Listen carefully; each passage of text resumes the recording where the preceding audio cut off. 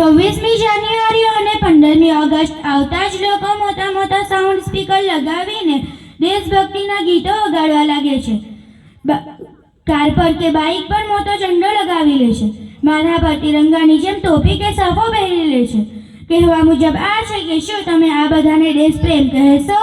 દેશમાં તમને ઠેર ઠેર રાષ્ટ્રીય ગીતો, દેશભક્તિના ગીતો સાંભળવા મળશે. ધ્વજકાર પર બાળકોની હાથમાં અને ઠેર ઠેર લટકાવેલા જોવા મળશે.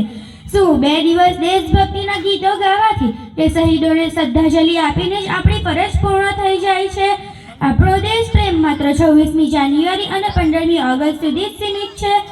દેશે કેવી રીતે આઝાદી મેળવી એ વાત તો હવે સૌ કોઈ જાણે છે, પણ આ આઝાદીની ગરિમા કાયમ રાખવી એ ફરજ કોની છે?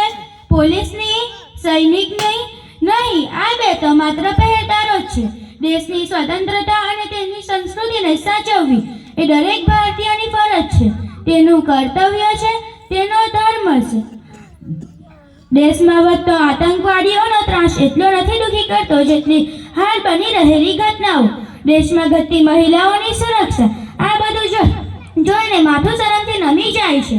શું આ એ જ ભારત છે જ્યાં શહીદોએ ભારત માતાને અંગ્રેજોની કેદમાંથી આઝાદ કરવા માટે પોતાનું લોહી રેડ્યું હતું? તો પછી એ જ ભારતની ભાવિ સંતાન આટલી વહેંચી કેવી રીતે હોઈ શકે? કેમ આજે એ જ ભારતીય પુરુષ વાસનામાં અંધ થઈને સ્ત્રીને બેઇજ્જત કરી રહ્યો છે?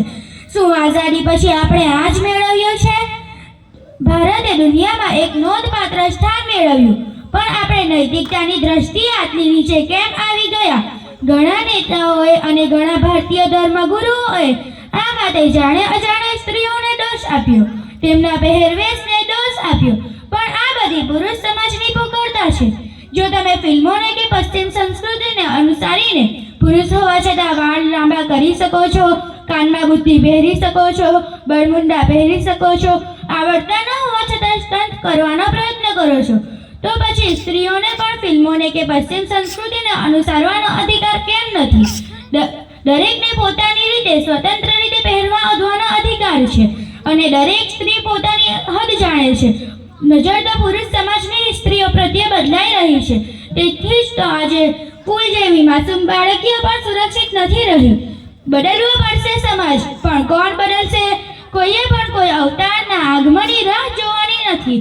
આ સમાજ આપણો જ છે અને આપણે જેવું કરીશું તેવો સમાજ બનશે. દેશને બાહ્ય દુશ્મનોથી જ નહીં, આંતરિક દુશ્મનોથી પણ બચાવવો ખૂબ જ જરૂરી છે.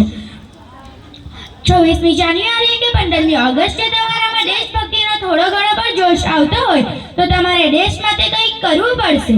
તમારે બંદૂક લઈને સીમા પર તો નથી ઊભી રહેવાનું કે તમારે આતંકવાદીઓનો સામનો કરવો. તમારે તો માત્ર એક શપથ લેવાની છે કે તમે કોઈ પણ સ્ત્રીને બેઆબરૂ નહીં કરો, સ્ત્રીઓનું સન્માન કરો.